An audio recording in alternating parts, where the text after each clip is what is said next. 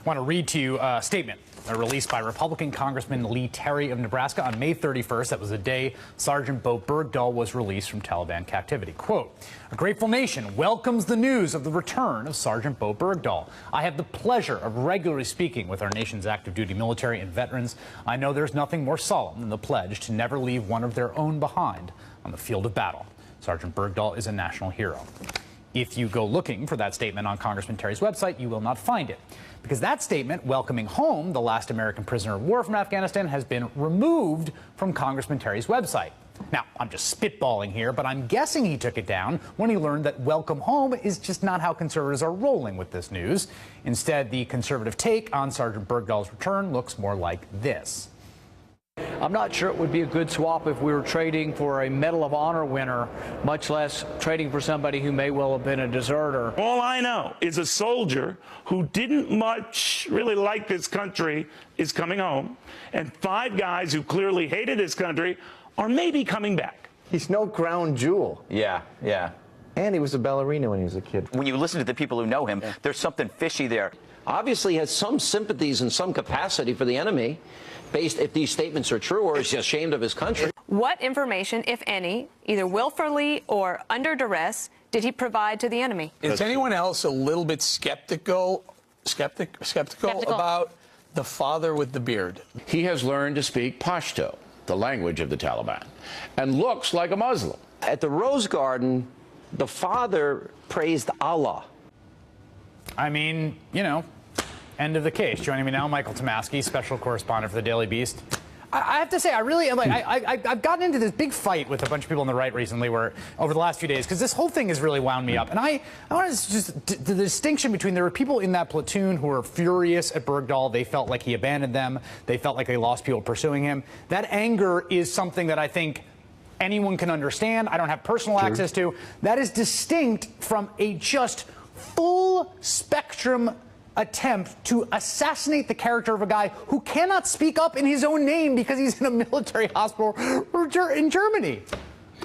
Yeah, and Chris, you and I both know they're assassinating his character not because they care very much about him. They're assassinating their character because it's a way to get at Barack Obama's character, right? It's a way to turn this into their story, their narrative about the kind of president that they say they believe Obama is, the Manchurian president, all that kind of nonsense.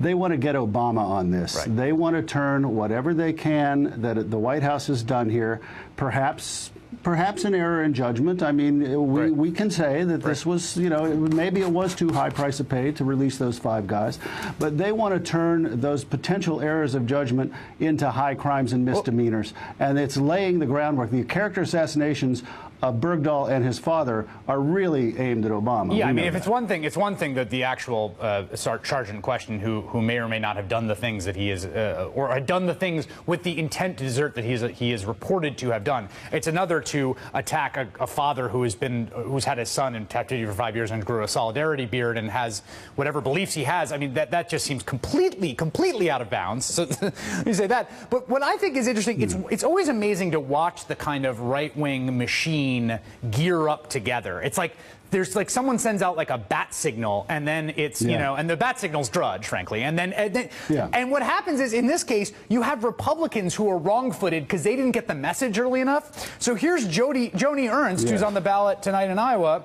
Andrew Kaczynski catches her tweeting, U.S. Army Sergeant Bowe Bergdahl freed after being reported missing 5 years in Afghanistan. Thoughts and prayers go out to Sergeant Bergdahl and his family.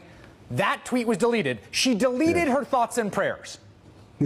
Yeah, that was one of my favorite ones, and of course she's in a race right now, and she's facing election right now, and you know, she's favored to win, but so this probably hasn't happened soon enough to hurt her at the polls, but she might end up in a runoff, and it could hurt her there. But she and the congressman you cited before, you know, it's really interesting because they started out, well, the kid's from Idaho, you know, Mitt Romney got 80% of the vote in Idaho. Idaho's probably safe. Right. Turns out maybe not. Yeah, I'm imagining the campaign manager, you know, reaming out the staffer on the Ernst campaign, saying, "You tweet, no, delete the thoughts and prayers, delete the thoughts and prayers." And this is the thing. I mean, again, you know, people keep saying, well, No one's making the argument he should have been left behind. That's ridiculous. How could that's slanderous to say that people are making that? First of all, people that in my Twitter feed are making that argument. But also, what exactly is the argument here? I mean, is the idea that, you know, you see some people saying, well, he's not a hero. Okay, fine, that's going to be adjudicated. But it's very hard not to reach the conclusion that people are pushing the idea that we should have sort of remotely adjudicated his guilt and left him. Well, there's no sort of about it. That's exactly the argument. It's left implied in most tweets and comments, but every once in a while it's kind of sort of stated. But yes, that's clearly what they mean. We absolutely should have left the guy to die, or should have left him to whatever fate he was going to be left to, because he wasn't worth it. And as you said, you know, I know they're saying it on your Twitter feed, and they're saying it on mine too. They're saying it openly, just not prominent people yet. Right. But rank and file conservatives are certainly saying it, and it'll bubble up. It'll bubble up. And to me, this is also an object lesson in a big part of the reason Guantanamo is still open is because these kinds of fights. And if Guantanamo is going to close, there's going to be releases, and it's going to be demagoguing like this, just constantly. This is part of keeping that thing open, of keeping the war on terror going, which has become central to the worldview of the right. Michael Tomasky from the Daily Beast, thank you so much. Thanks a lot, Chris. All right, coming up, we've done reporting on the show about the one gun the NRA doesn't want you to have, the smart gun, and the NRA has finally responded, sort of. That's next.